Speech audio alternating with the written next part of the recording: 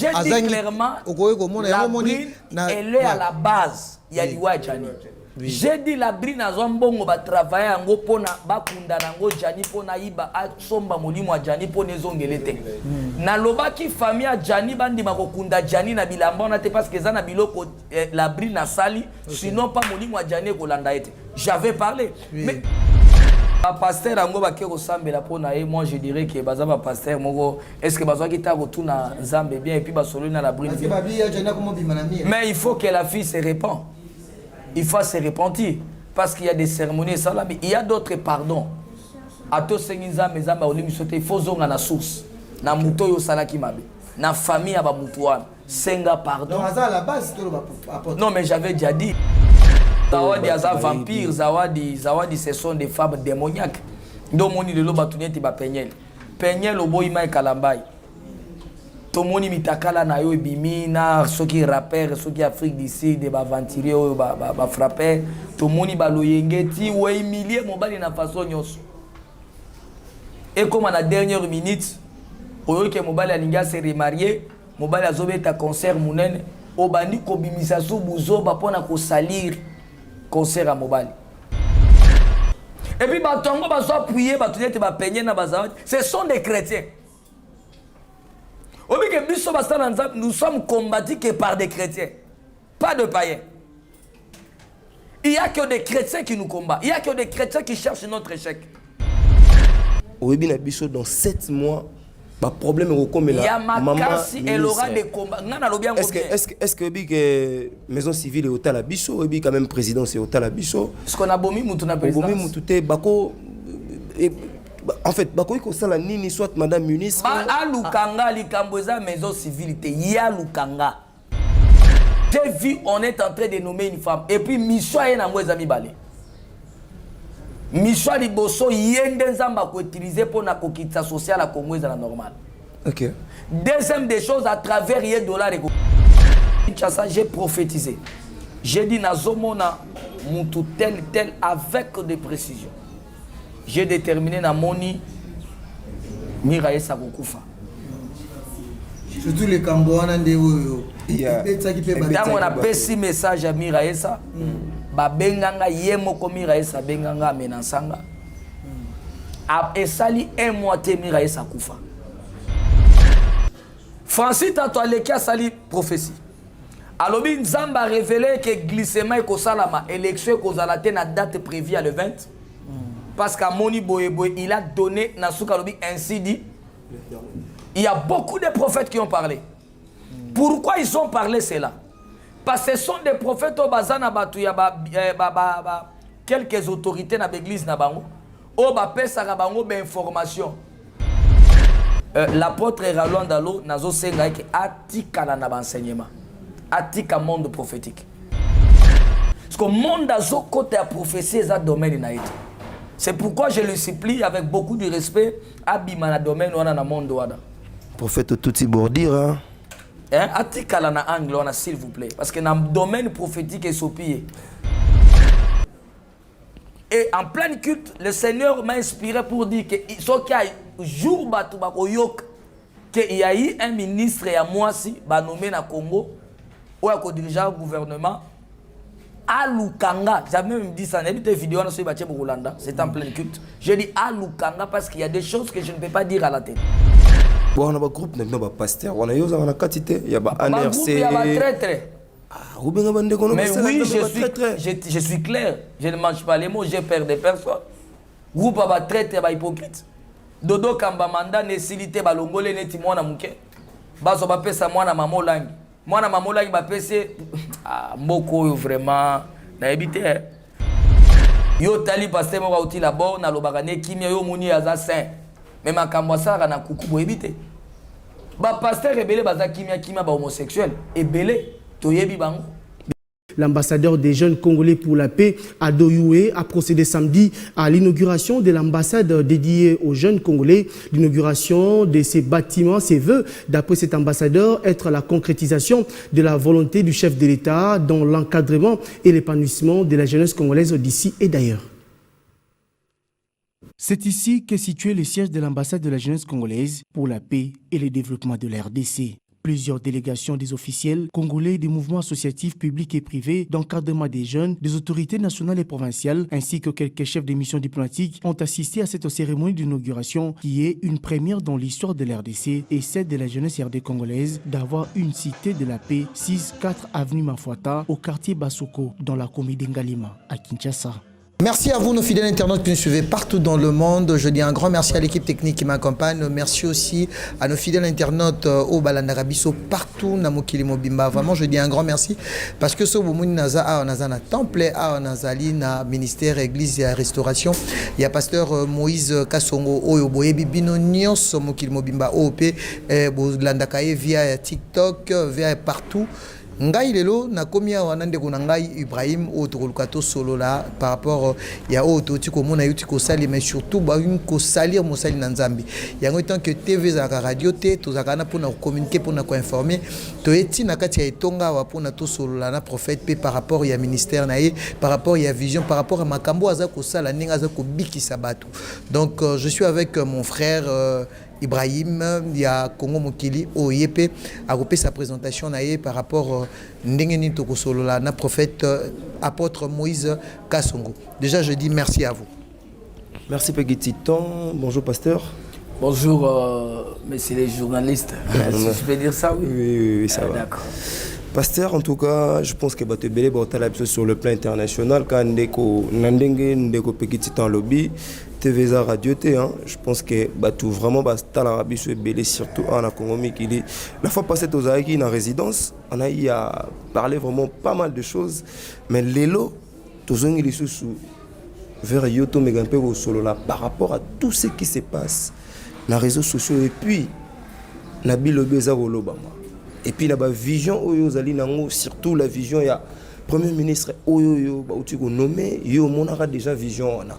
Et puis yo monaki lisusu liwa ya ndeko Jani oyo kufi et puis oza ko mona lisusu la deuxième personne kaka du côté ya théâtre oyo kotika biso et puis tu ko mona ah bon on église et logo ya makasi uti ko salema ah bato belé bandi maraté mais lelo biso mo to moni yango to zape bato to ko témoigner pour nous ça vraiment dans un moment rapide, vision et où tu appuies, prophète. C'est une très belle question d'abord. Merci d'abord de la question, Anna. Vision, il y a restauration. Vision, Zamba Pessi Nga. Ils ont vision na bani nango depuis Est. Ils ont vision na bani nango depuis Est. Donc, ils ont vision Zamba Pesa Kinga, restauration, c'est-à-dire restaurer quelque chose où c'est béba. Il est béba, il est sur la forme, restaurer yango et une forme à sika. Et zongi na nenga sika, donc ndako moko ya kala. Parce que boye bo restaurer yango, bo zongi si ba couleur, bo bongi si ba caro ya sika zongi, ndako zongi ya sika. C'est ça la restauration, c'est un exemple. Mais c'est une restauration des âmes. Comprendre, c'est une vision que le Seigneur m'avait donnée par rapport à mon appel. Parce que Dieu m'a appelé dans la délivrance, Dieu m'a appelé dans le miracle. Donc c'est une vision qui date un peu de longtemps. Et le Seigneur nous a quand même aidé à Koutambola moi Bambo Kebele et Koutika Pebe Extension et Aminene. Parce qu'on n'a pas commencé ça aujourd'hui. Kisangani, Beni, Goma, Bukavu, Kalemi, Uvira aussi, Lubumbashi. Et aujourd'hui nous sommes à Kinshasa. Donc c'est une grande vision où il n'y a pas de bateau ébélé. Et bémissi peut ban ébélé dans le ministère. Voilà, pasteur, je pense que Néo Bauta la biso va comprendre. Mais plus, là, c'est basé dans la nomination du Premier ministre, comme ma première question. Au moins, on a parce que moi, je belé, moi, doute. Mais il y a quand même le vidéo où il circule dans les réseaux sociaux et puis on sait qu'on a un réalisateur de biso mais un peu balancer les biso par rapport il y a timing il y a année où il y a une vision du premier ministre parce que ça vraiment bit au biso to eli et puis par rapport il y a né babé sa réputation dans les médias et ça qui non nini il y a comme on président de la République a renommé les biso maman Judith O ba nommé les biso premier ministre. Bon, le plus important, c'est la question que tu as posée. Voilà. Ce sont On ne s'intéresse pas par rapport à ça. Parce que, vous savez, aujourd'hui, nous les Africains... Mais ça a quand même personnalité. Oui, on va parler, mais on va parler en passant. Voilà. Mais ce qui est important, c'est la question que vous avez posée. Vous voyez, nous les Africains, tolinga kozwande erreur moko soit il kambo moko yamabe, tu es exposé. Mais loko ya malamu tu es exposé à kangote. C'est ça le problème. Je suis le premier prophète dans ces pays qui prophétise des choses, puis après un certain moment, il kokisame. Je suis arrivé à Kinshasa, j'ai prophétisé. J'ai dit nazomona mutu tel avec des précisions. J'ai déterminé na moni Miraesa Kokufa. Surtout les Cambouans de on a passé message à Miraesa. Babenganga yemoko Miraesa benganga menansanga. Et sali un mois te Miraesa Kufa. Mobali na yeko benganga pona ko s'excuser. Tolungwe wana. Na prophétiser na bina zomona lambo lemba Kokufa. Mais quand le Seigneur me donne le message avec des précisions, j'ai détaillé des histoires. Et Salama. Personne m'a appelé. Je prophétisé dans lobby. Le Seigneur est en train de me révéler. Chaque combat tira attention parce que nous avons un mais maladi wane ko uta na maboko abatu na moni réunion salami ke shaka kongo azolia ka bambongo abatu mata ya matanga il faut sambela mingi. Tout le monde avait négligé. J'ai dit tout le monde avait négligé le message. Et les kiwana après un moment Chaka Kongo abeli. Le jour Chaka Kongo abeli bazo bisanga kazan hôpital oya vidéo na yo asala ki azana bet hôpital azo remercier Fali azo senga ba aide basonde voilà. Jour wana vidéo bimande jour ngana zo sala émission ya mibale pona na ke Angola. J'ai dit dans l'émission que malgré bozo sala cotisation mbongo akobika na hôpital te soki boluki basala nzambe ta kokufa. Je vois la mort. Il y a eu des prophètes comme Denis Lessi à kokufa te, il y a eu des gens bangefa moi basala nzambe belé. Mais moi j'avais dit soki baluki mosala nzamba solo te akufa. Et aujourd'hui na ki Angola na yoki sango Chaka Kongo sanini akufi. Et quand moi je ne sais pas. Wana landela te. Maintenant lorsque j'étais en Angola, j'ai prophétisé encore en pleine émission puis so botale émission en Angola na utso la muka ba benga na butu ke Chaka Kongo akufi. Le matin, na soukone ka ke longi, na lati chemise, so ibotali émission na bien. Na parce que na tamolanga moté ba voyage, j'étais parti avec le prophète Eric, azapé journaliste, azapé prophète. Yende ku to bengi si cameraman ya église o ba yamba kinga. Azangolé, nda yaki ku to azo filmer. J'ai donné le message, j'étais en Angola. Nabi après Kokufa Chaka Kongo, je vois deux comédiens Kokufa. Il y a Mobali na ya moi, na ya moi. Kala mingi te avant to comme mois d'avril ya mobile azokufa na ya mwasa kosani akolanda kozonga na ngai Angola après un moment bazo pesa biso message que Jani akufi. Okay. Tout le monde na internet batebele papoza ya nzambe. Tu sais nous les Africains tozani timakila moko permettez les termes toza batu moko na ebite soki toza maudit à partir makila na ebite soki toza jara batuni. Parce que tous les gens bateau ton nimara mutuka tango ni kambwa lobie kokisa.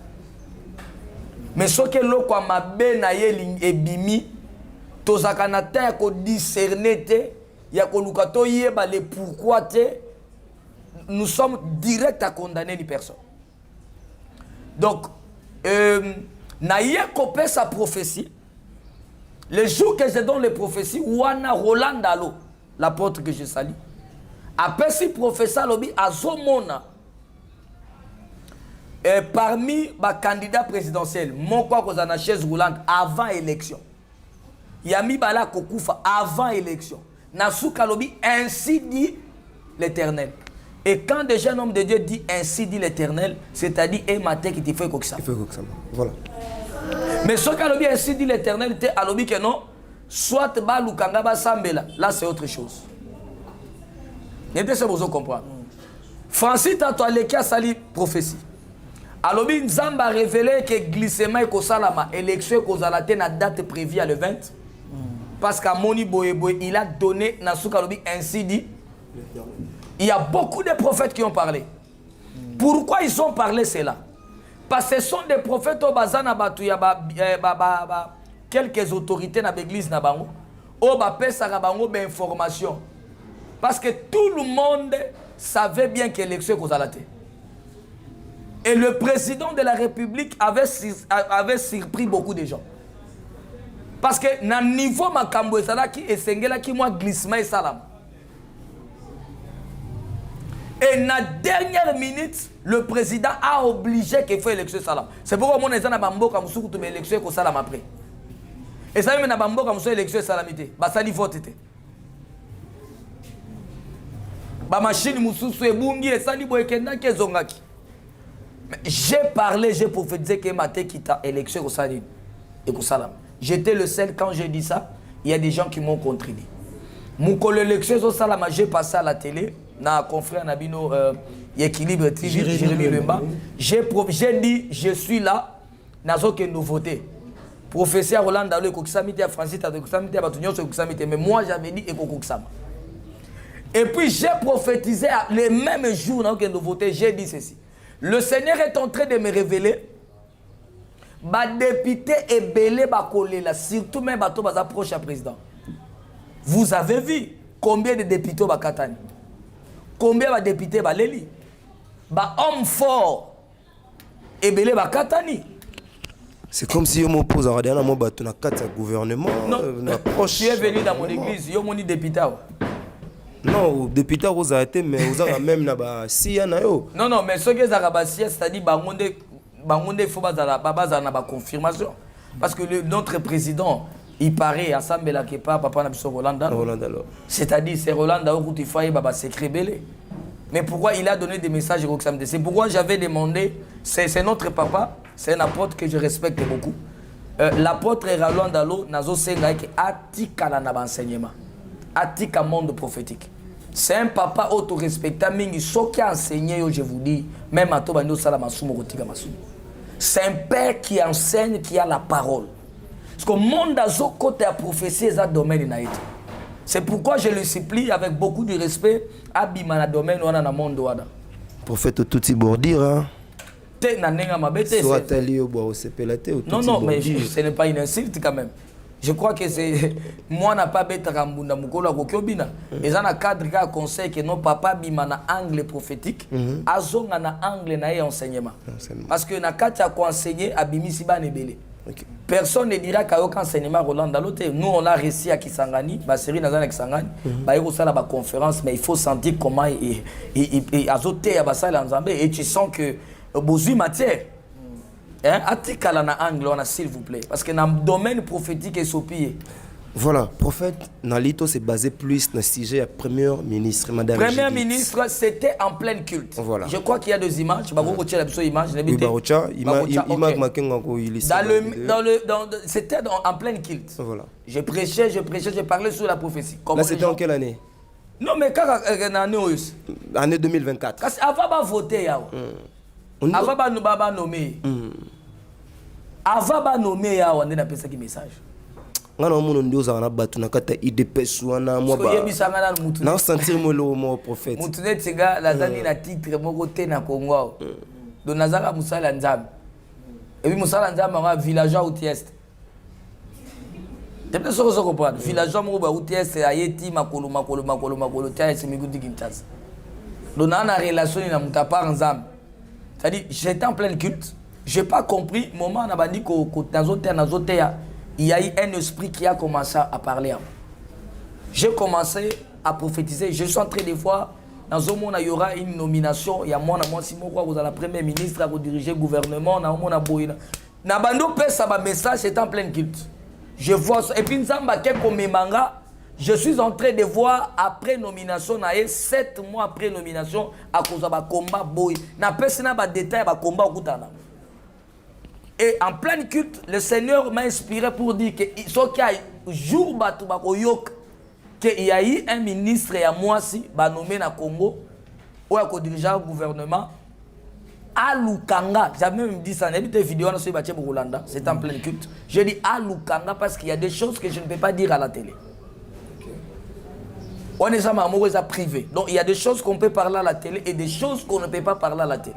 Parce que domaine prophétique, si tu n'es pas intelligent, il faut mettre en prison. Si tu n'es pas intelligent, il faut créer le problème. Donc à chaque fois, l'esprit de Dieu, c'est un esprit de l'intelligence et de la sagesse. Quand tu veux donner un message, tu dois avoir l'intelligence. Comment je peux donner le message?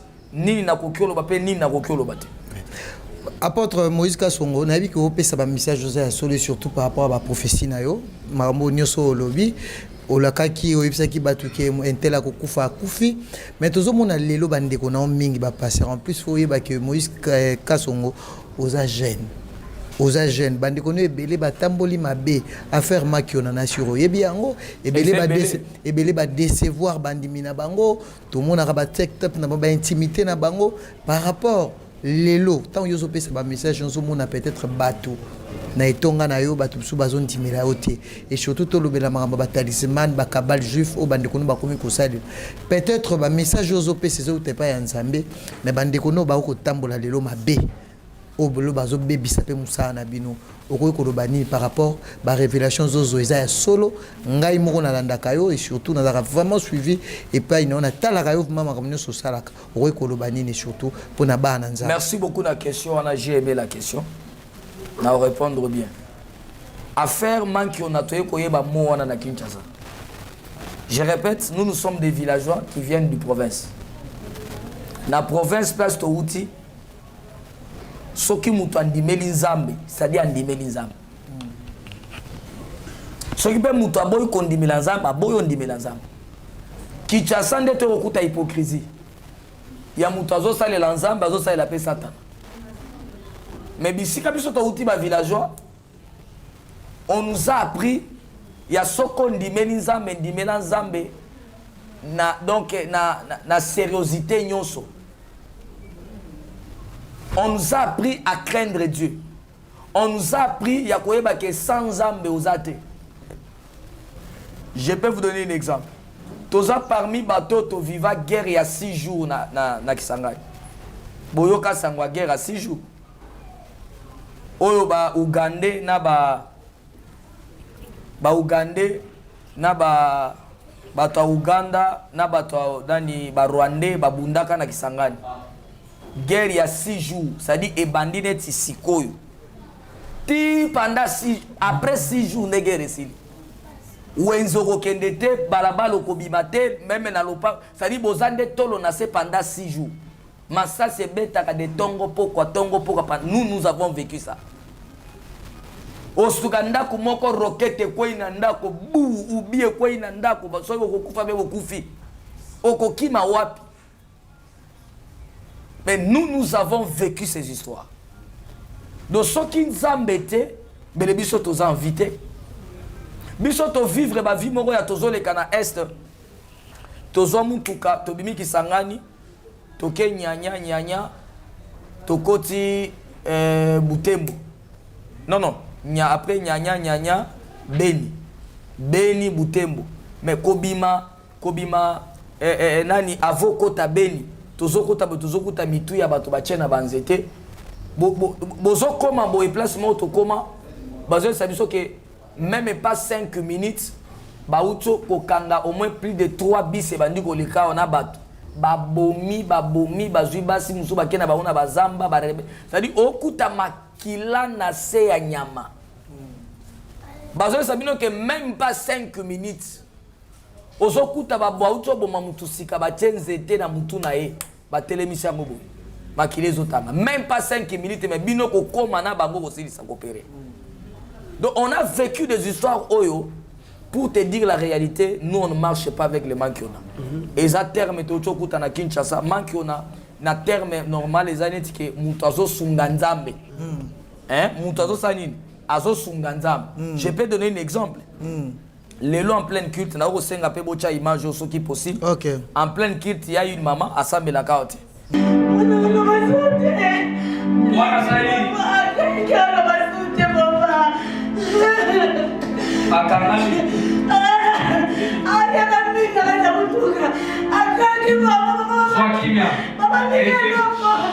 Église ça matanga. Yozana nai. Yozana. Yasa yana. Boboeta wa ngeni. Papa, bakande bakaloba, papa opita ibalembi biso. Bozana na mubangi te bozwa kimi na Kongo. Amen. Amen. Bozwa kimi.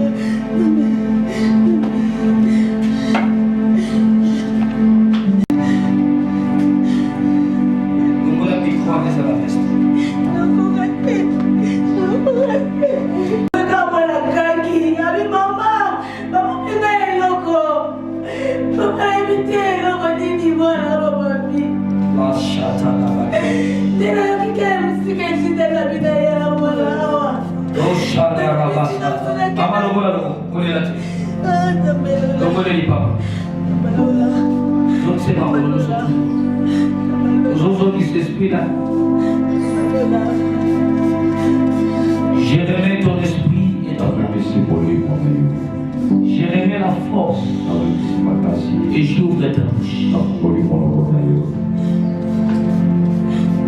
Le Dieu qui m'a appelé, le Dieu de mon enfance, le Dieu de mon parcours.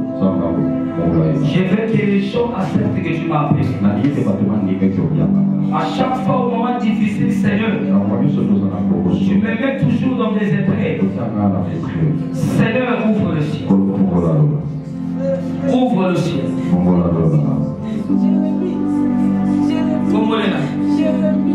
Maman Téléma. Mais pas moi, la 3 fois. Jérémie. Maman Kolenate. Ozo batela sous 3 fois ozo bebla pour moi na ya mboka. Eza Jérémie na.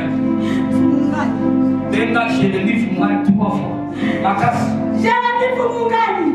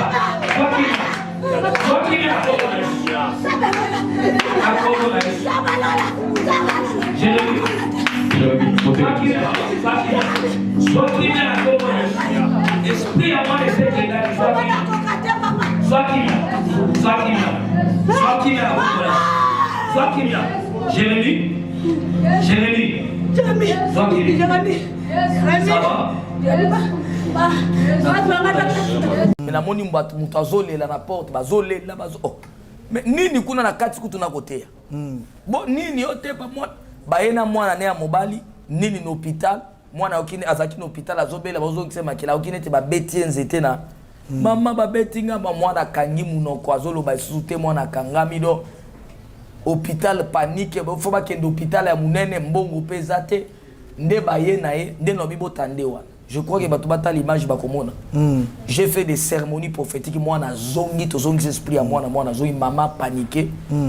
Et tellement qu'on n'a pas beaucoup malgré Tobiki ici, j'ai pris un $100, j'ai donné à la famille et aidé bangwata na kolia. Apôtre nga katiote na mon image molo na tongo na été sozo se rappeler jour to ça une émission et ça sur masolo ya la brain que la brain na chaki mbongo na corps ya Jani. N'habite sozo se rappeler dango. Oui oui. Est-ce que makambo e komeli la brain parce que batumsu ba mona biso ndire biso de travers na bino. Mais le lot ce matin, image bimi. La brain a beng basani nzambe ba sambela e azomona ya Jani azobimele na mir. Là vraiment, je dis que je suis un témoin oculaire. Oui, oui. Oh, il y a témoignage église. Bozwa, Botuna la danoise. J'ai prophétisé par la danoise. J'ai prophétisé dans le TikTok. Naloba qui bien. Même d'ailleurs, la brine, mais j'ai dit clairement, la brine, elle est à la base. Il y a l'Iwa Djani. J'ai dit la brine à Zombongo va travailler en go pona bakunda nango Djani pona iba somba molimo a Djani pona zongelete.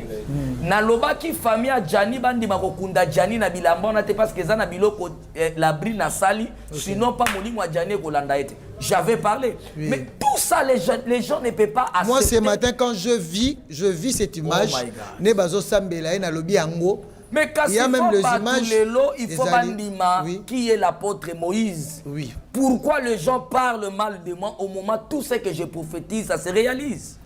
Ok. Il y a quand même des vidéos, la preuve est allée. La preuve là. La preuve est allée.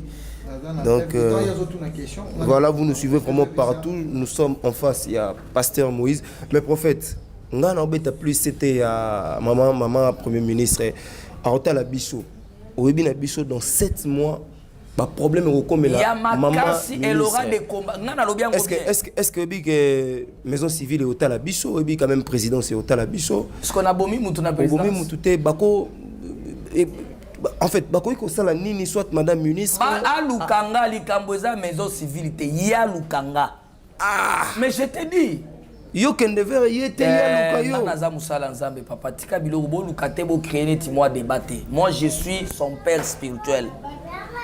Elle doit me chercher. Nzamba pesa na message na yebi yete na tika la komone na vie na ngate. Mais j'ai vu on est en train de nommer une femme et puis mission ena ngweza mibale. Mission liboso yende nzamba ko utiliser pour na kokitsa social la kongweza la normal. OK. Deuxième des choses, à travers les dollars et Gokita.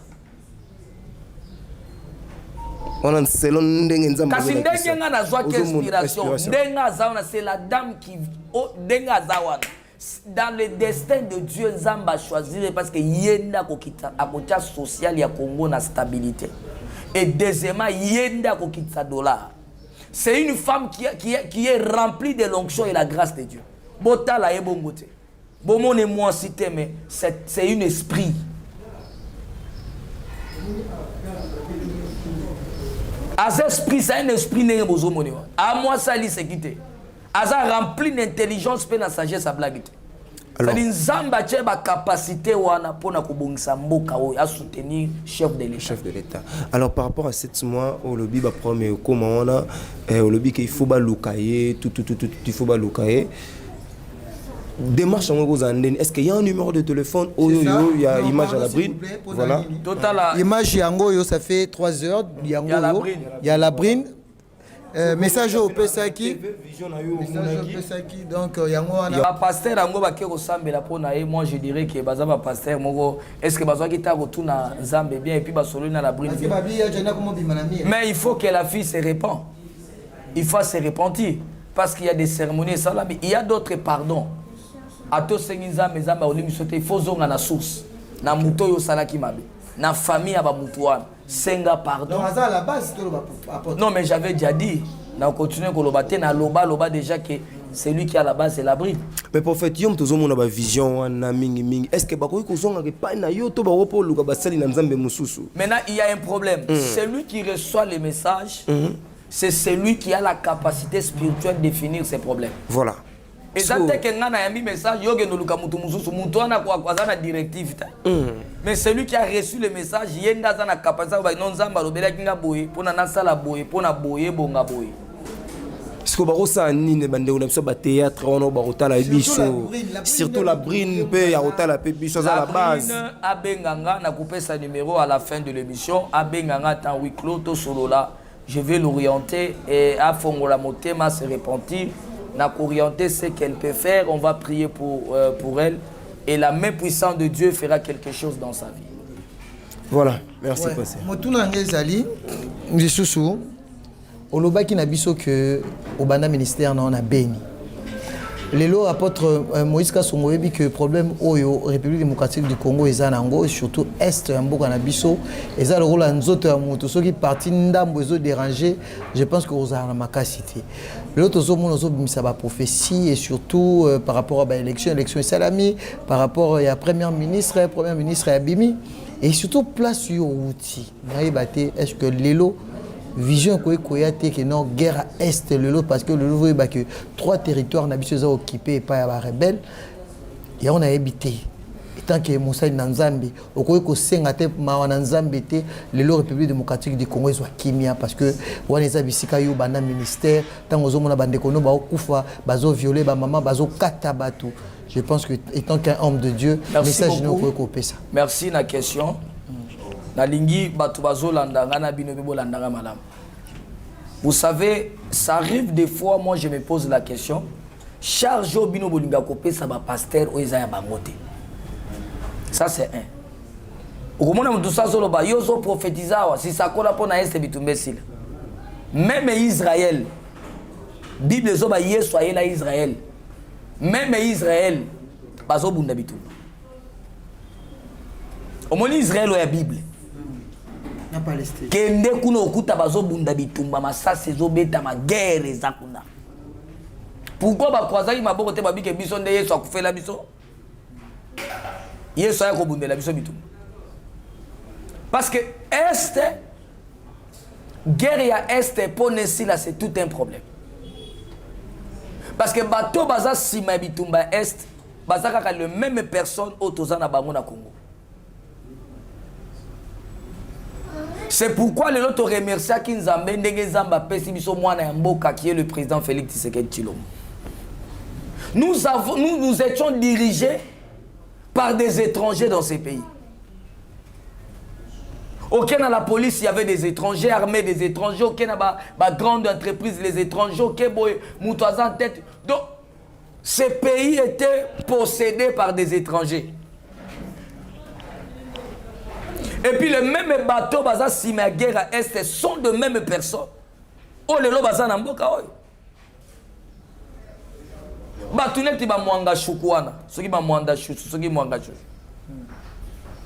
ce sont des gens qui soutiennent la guerre. Ce sont des gens au bazana Rwanda.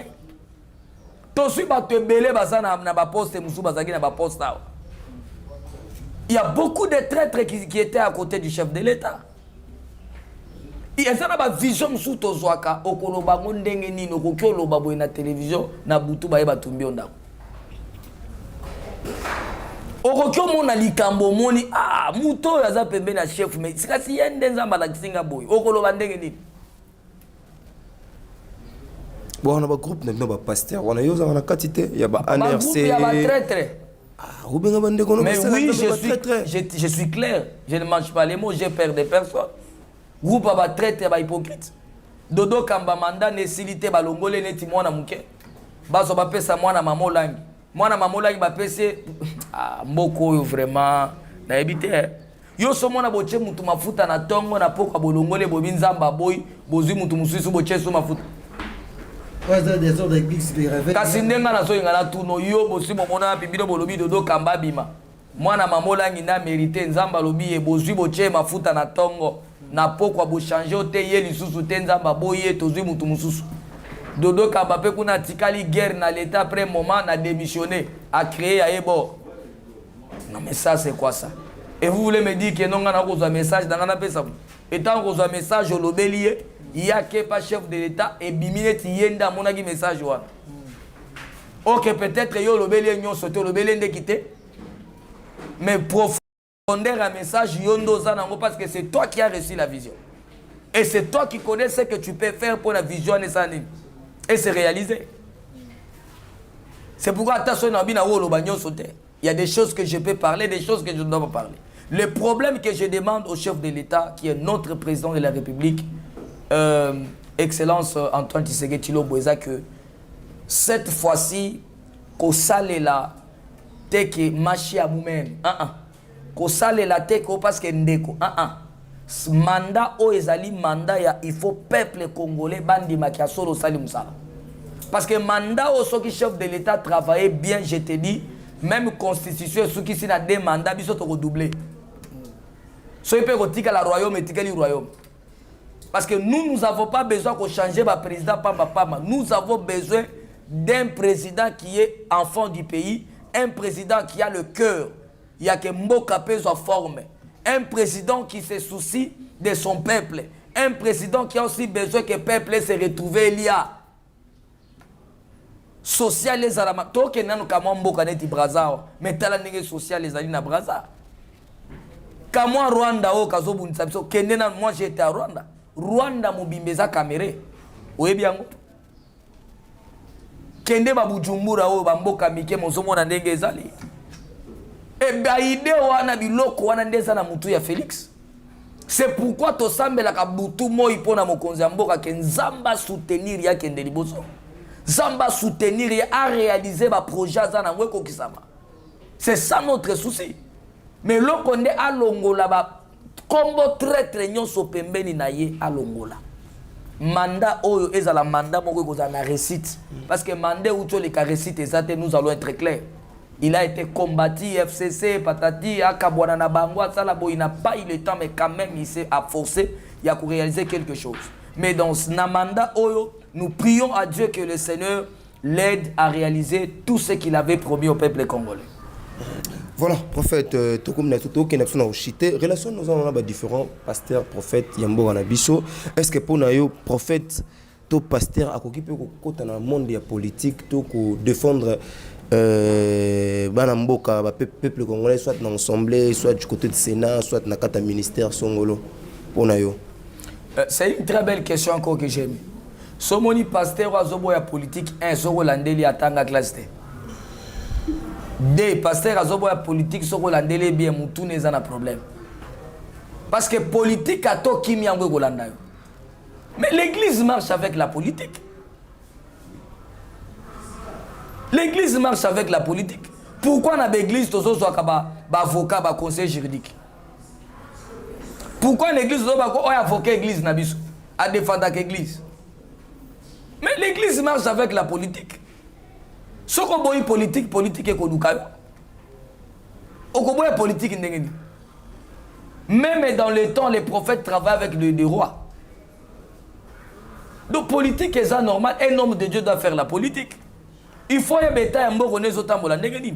Et ça peut m'abeter lobby un homme de Dieu comme député, un homme de Dieu lobby comme chrétien. Donc pour nous, prophète qui va qui zamina qui vit comment va député, tiba deni les. Non, mais kasi ma bende sikota ngo koti na politique, Hollandi ambiance ya politique. Nde bomio. Mais la politique est ça m'abeter. Je peux encourager notre papa l'évêque Pascal Mukuna. Ndenga défendaka. Azali bomate. Il défend son pays. Papa, likamwamboka eza likamboteke oya nini. Likamwamboka ezotala mutu nyonso. Likamwamboka ezokipe mutu te. Likamwamboka eza likamwamutu nyonso. Même yo journaliste, tu as droit à côté les matins batindi yo te. Au sali émission pour ko défendre mboka. Likamwamboka eza likamboteke ozala na likamwamboka eza likambo. C'est un droit papa. Soki le lomboka eza malamu te ngana kwa côté ya. Même pas. Les lombo keza la malamu te chrétien ko tofrane to bando fina ba to pesa mbongo muntu ke do yiba mbongo ya ko pesa l'église il faut mbo keza la malamu ba to bazo ba salaire ba to bazo la boye ba ça dit tu sens que même église peut fungwama ba to pe bazo pesa ba dimbo offrande misale ye ba société ba makambo ebele c'est ce que nous avons besoin ça dit makambo mboka je vous dis vrai ceux qui pona ko kufa to ko kufa pona mboka parce que c'est notre patrie et ça nous concerne. Merci apôtre. On a entendu motuna suka na habité so ndeko Ibrahim parce que mambo to là il faut na tuna yo. Papa na biso Charles Mumbaya yemba téléphone. Na sur yebi yango on a goûté ça qui avant makambo comme androidisé boy. Na habité so ki binope ba homme de Dieu bo ça la téléphone ndenge mo na biso parce que na kolo bateke naza pa naza chrétien. Mais au moins que ça le téléphone na biso ezaka un peu différent na basali na nzambe bino boki makambo ebele soko aussi bi téléphone na okota la vidéo ko ikosala okota ni kosala makambo to moni na internet ndeko moi c'est ekolo ba surtout vidéo ba publier oza tout chaka à moitié ni parce que na cinglé oza na cinglé ozo compter mbongo. Non, essaye d'arranger pas moi ni wana déjà eza un peu que to lo baka oza na intimi ozaki na non non j'étais torse ni papa tout na question j'étais torse ni ozaki torse ni d'accord image wana tant que un apôtre Moussa Nzambe ozotanga mbongo ozo sepela ozo bwaka mbongo na été soki eza digne étant que mosali na nzambe image ya bongo biso bandeko na yo biso pe bandimi tomona image ya bongo yango moi nazongisaki yo kaka na papa na biso Charles Mombaya est-ce que ko utiliser téléphone na bino na ba païens za ndenge moko merci et puis na lingaki afana na lobela question na yo na linga pe o idenga na est-ce que na vidéo wana ndenge olandi balobaki mbongo wana bani okonte zaki ya mutu bayibaki non non OK ça va je vais répondre d'abord à part pour la vidéo ndenge c'est ka cité pas de mbongo pesa na kati à part cause à la pasteur je suis un homme de quelqu'un un père de quelqu'un bolinga te bolatisa biso kibusali nzambe tina bandako na biso mabala te kozala musala ya nzambe ekomi te ke lisumu moko boye mutu asali na mokili do baluka boye musala nzambe ozonga boye musala nzambe donc yo koko bouge te okomi donc yo osala boye pasteur wana ekomi kaka faut tolobela na clair pourquoi basango ya catholique bosalelaka bango bemission te pourquoi bino ba journaliste boko zape courage te boke na couvent bobandi si sangwa catholique botune mais comment yo ucho te ya mais ozui moi tembo na malili ocho zomela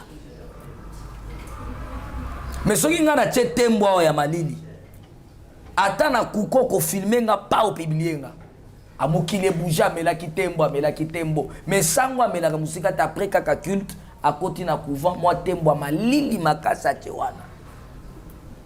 Et puis attends mundimi akoti akuti ya kolobelo kote. Tout ça un peu sincère. Ba uti ko publier pa basango bandimi homosexualité. Ba journaliste nini ba sali émission. Mais ce que le pasteur moi le komuke bimi mokili mobimba be mission salami ezonge kende mais makambo malamu tozo sala na mboko bato balobela kango te. La vérité imaginez ça qui pour na ko salir yo parce que ça mais c'est ça que je suis en train de vous expliquer. Mais na bino pe ba journaliste il faut boter les mila biloko wana parce que bato bazo salir biloko wana ba pesi occasion wana ce sont vos amis les journalistes. C'est une ancienne vidéo il y a depuis 2017. Na yebi ku tata solo à Kinshasa te na boyaka Kinshasa. Tu vas expliquer biso na moi. Expliquer. On a colligana côté la profondeur parce que c'est un peu bizarre, et ça va futilité. C'est ça que je à tête tamboli, ce sont des futilités. Je vais juste essayer un peu de toucher. Et ça vidéo moko ya mbongo nanga, da yiba mutute na botola mutute. Et ta la membre famille nanga, et ta la membre famille nanga te za mbongo, to chaka mbongo nanga. J'étais dans ma chambre. J'étais avec mon fils, j'étais avec la famille. Tout ça dans ma vidéo, quand même dans la chaîne. Plaisir, na autre chose, mbongo moko boye, na sali moi vidéo, nazo compter, bimbongo combien? D'après tout, mbongo wana ezaki au-delà ba 70 quelques mille. Faut botala ngo bien. Ezaki na balia ça ba 10 000 pe ezaki na 4 wana faut botala ngo bien. Musu ezaki na se. Et c'est une vidéo yo erreur moko salama et kenda na Facebook to lukaka pe to luka ko effacer yango to somika parce que nga soko koto okuta na zata na 20 comptes. Et ça soki téléphone a changé na bosani code de Facebook etikali. Na fongoli Facebook mususu. D'habitude c'est comme ça. Mikolo quand même de na maîtriser Facebook nanga ba koma ko landela yango. Ça dit na zana mutu alandela ka yango code ma mutu yenda jira kango TikTok nanga YouTube tout ça. Mais dans les temps auparavant, là, au moins, tu as dans le village Sika, avec la réflexion du village. Donc, tu es bagindé Zambé, tu vois. Na ko utana maïla ba village, on a surtout que Facebook, au kangi moi vidéo na yo publié, ozo mona. Babilo omoko boye to utina ngoma mboka. Ozo comprendre, c'est normal. Mais en réalité des choses, un homme sage, une femme sage, quand il regarde la vidéo là, qu'est-ce que j'ai fait du mal? C'est pourquoi j'avais dit, tant que na kibino na résidence j'avais dit, je m'excuse na ba chrétien. Je n'ai pas dit les diasporas, les chrétiens. Parce que ça n'a pas tout ko s'excuser na ba diaspora, diaspora lié ça ramutute. Moi je vis pour Dieu. Mais j'avais dit je m'excuse et maintenant je demande encore beaucoup d'excuses na ba chrétien nyo sur le monde balanda ki vidéo ya torsini nanga. Et peut-être les akibino et dérangeants kibino, je demande beaucoup d'excuses en tant que votre père, votre fils, pardonnez-moi et que le Seigneur aussi me pardonne. Et c'est vrai. Mais Babylone, comme sous Tikaliwana, un homme intelligent à Rolandangote. Parce que aux ali temps, il y a tout l'an de la Babylone. Mais la fille a publié qui, est-ce que vous avez toujours la relation? D'abord, on a des relations. Ils ont une relation avec grande sœur. Et puis, toutes les audios là, ils ont un été. Ils ont un audio avec grande sœur. Depuis l'année passée 2023, fin mois de février, nous avons une conversation avec Salama. Et nous avons une conversation avec Pessie et nous avons une Pourquoi depuis tout ce temps-là, Abimisa y a vidéo? Mais c'est ça la question, il faut qu'on tourne. Parce que nos confrères, c'est sa grande soeur qui lui avait envoyé de me piéger. Et puis, nous sommes dans la télévision, que c'est une infraction. Le fait de passer, de publier quelqu'un, c'est une infraction. Et puis, dans le Kendo Fundaye, Kendo Fundaye. Lelo nazala ki en live ne bisi batu ke na pesi bino adresse. Na couleur a mutuka na zoya na ngone église. Na pesi na adresse na bi ke soki bo kangelanga na balabala na zozela bino na balabala soki pe l'église boya. Moi je ne suis pas un enfant ou kanganga na buzo parce que je suis un homme public. Il y a katikela nga invitation. J'ai des avocats ba okende kondima na parquet. Bimisa ba preuve na yo ya eloko fundelinga to sambi oya ko gagner alongi moninga. Et mais nous ne sommes pas là-bas parce que nous sommes Kabila. Parce que nous sommes Kabila, nous sommes moi, Naya, Ndekoya, famille, mais où est Félix? Il y a l'état de droit. Quand il y a un problème, l'état est catholique à mon abosembo. À côté là, parce que tu es une femme, à côté là, parce que tu es pasteur. Ce qui te montre dans mboko, en fonction. C'est-à-dire que quand même Nathan Félix il y a du sérieux na justice. Donc makamwa nous nazoni nga kolobela ngo trop ce que je peux dire na bana nzambe. Est-ce que moi je suis famille Zali? Non, je n'ai même pas le temps, on a tout le temps on a nazana ngote. Mosola kana maman na bango à l'époque. Non, maman na bango a beganga par rapport à makamwa ezangitina donc ce n'est plus important tout toucher wana. Donc ce que moi je peux vous dire c'est que vous pouvez un message sur vidéo wana. Non, c'est ce que j'ai dit, na peuple na ba chrétien. Vidéo, beaucoup des esquisses en tant que votre père, votre fils, votre frère. L'erreur est humaine, ça peut arriver. Dengue kotagi na réseau, baké basali ba montage, ba bendi ango tout ça. Et puis bazwinga na maikalamba ba mélanger ensemble. Basali biso émission bon. Et puis n'oubliez pas que les loto solo bao. Soki nazala ka pasteur ya mukie, mais le monde est n'inganité. Je suis quand même un grand pasteur. Je suis quand même parmi des hommes de Dieu qui influencent le monde, à bien dire. Parce que balobeli au monde entier. Tu peux imaginer na Yambi, tu m'appelles na Moutoumou benga na Haïti. Azotanga papa tolanda kayo mais tomoni vidéo na. Donc j'ai compris que tu na Haïti balanda kanga. Na ba Côte d'Ivoire. Ah mais je suis un star quand même. Voilà prophète. Star ou star pas. Et bon, maman Zawadi, il y a comment ils sont ni pene na yo. Non, Zawadi, il y a vampire, Zawadi, ce sont des femmes démoniaques. Donc, moni de l'oba tuneti ba penyel. Penyel au boy mai kalambay. To moni mitakala na yo bimina, ceux qui rappeurs, ceux qui Afrique d'ici, des aventuriers, ba frappeurs. To moni ba loyengeti, ou humilier mon bali na façon nyos. Et comme à la dernière minute, au lieu que mon bali alinga se remarier. Mobile azobeta concert munene obani kobimisa su buzoba pona ko salir concert à mobile. Zawadi pe lobio abimisi su ba vidéo mususu a bombaki. Mais quand même moi je vois ça c'est bizarre. Et puis c'est le même personne les Congolais baso appuyer bato bongo. Et puis batongo baso appuyer bato nete ba peigner na bazawadi. Ce sont des chrétiens. Nous sommes combattus que par des chrétiens, pas de païens. Il n'y a que des chrétiens qui nous combattent. Il n'y a que des chrétiens qui cherchent notre échec. Mais pour Botambola, bien la plupart des pasteurs. Bolingi totambola ndengeni. Batomela basomela biso basapato bien totambola kasi. Totambola ndengeni. Bolingi totambola ndengeni. Pasteur obi ke to koma mal vie. apôtre Moïse limbisanga na kuta matéa eloko mo lobaki na kati ya église awa image pe ba kozobi que non tu as l'argent so bache ba homme de Dieu ya République démocratique du Congo ozana mbongo mama wa yaki na mwana tomoni na esale maté muto aye kutuko luka lobiko okamati sumbongo pesier wana ozola kisa batu nini tant ozolo ba déjà que tu as l'argent tu veux que basali nzambe ba bombanaka mais yo ozolo ba yango en plein kit quand je dis j'ai l'argent et ligo baté que je suis millionnaire avoir l'argent c'est quoi na kokioza na $100 na nga mais na zongo na ndenga normal na yo mutoza na $1000 mo zongo na ndenga kozala homosexuel parce qu'il y a des pasteurs homosexuels au monde ba kara danger ba makambo mazo homosexuel si manaya nyoko makabutu nyoso mais ce sont pas pasteur non etalingate je m'en fous na tant comme mutu mais prophète apparemment il pose bangana yo te mais nakobanga nani papa essaye je réponds oui le problème est ceci moi $100 na nga na zo na ndenga voie normale zamba pesanga ça dit na mbongo ebele koleka yo mutoza na $1000 parce que y a eu des faux na ba condition non le bel on a 100 soir on s'en comprend mais yanga ça na condition te parce que yanga wana na facilita ko kabelo parce que oya ye ya condition pona kabelo il faut ba confirmer donc mona mutusa na mbongo ebele makabakate ezate kaboyo kaba mais à des fois ça na ba condition na ye o ba pesa ye na monde wana. Vous comprenez?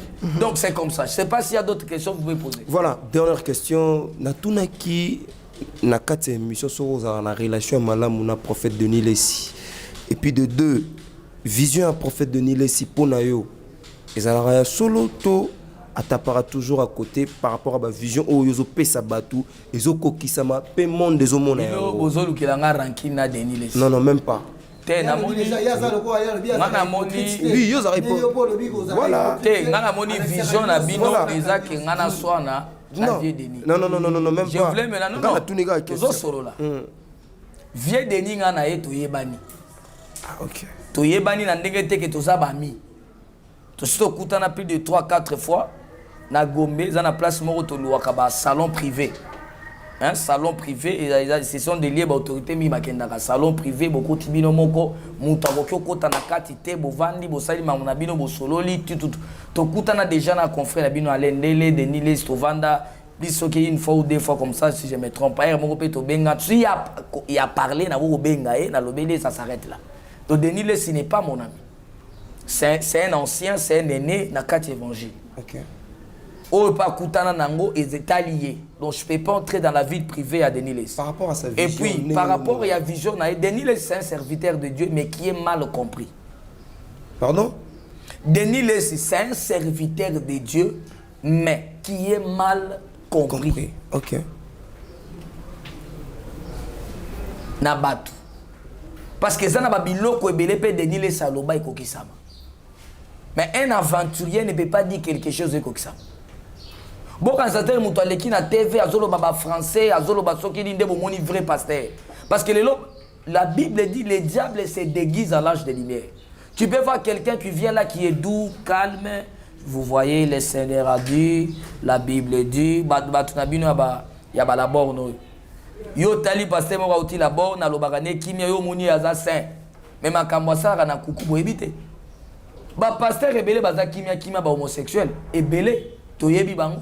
Bino be bomo travailler na banganga ba mormon bomo travailler na mo bato bele na yo kaka mormon na neba ta couleur na ete ata taille na ye na yebi yango te na mona na nupeye te do mutu de tinga bozo no simba kisa nini parce que yo na nganga vo pesa ngakisi yo mona ni foza na mbongo et puis okendo zo kisi ya prophétie be église ngana zo mona bozo ba vo mezo ka kisi mbongo mbala moko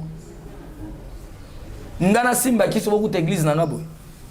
Quand on a bêté maman na immeuble, na bêté immeuble donc na zoyande et puis na baboulu nga na zanga ngodo na sali na créer moi armée na nga na mboka. Donc na yaka boye bien ba soda na nga moko ata na okitata 4 jeep ba soda bazinginga. Babilo nga na revaka. Siko na mbongo wana te. Siko kisi na kosimbela ngoni. C'est des arts avec Satan. Et puis yo nganga vo pesa mutu netinga kisi. Il faut na yo mona mono vino ezandengeni. Donc yo mona nozo kembo zo souffrir ce qu'on a que de lukayo pour na yo pesa ngani osola la place à bien te ngamo na nazo ko luko na vie à bien so yo ngango ko pesa ngani donc yo faut le kangana na mbongo na mona ko danger o la kisinga compte no na banque na paniquer monta wana na kondima conditions so ko bisanga so ko kota na ndimi ko kota parce que na moni que yo mo na nozana mais yo mo na nozana ngote na banque ata na compte ata $1000 te. Mais tu prends le courage de m'appeler na ko zo kisi ah non. Voilà, nous arrivons à la fin de cette émission. C'était là le prophète. On a bien décortiqué, merci.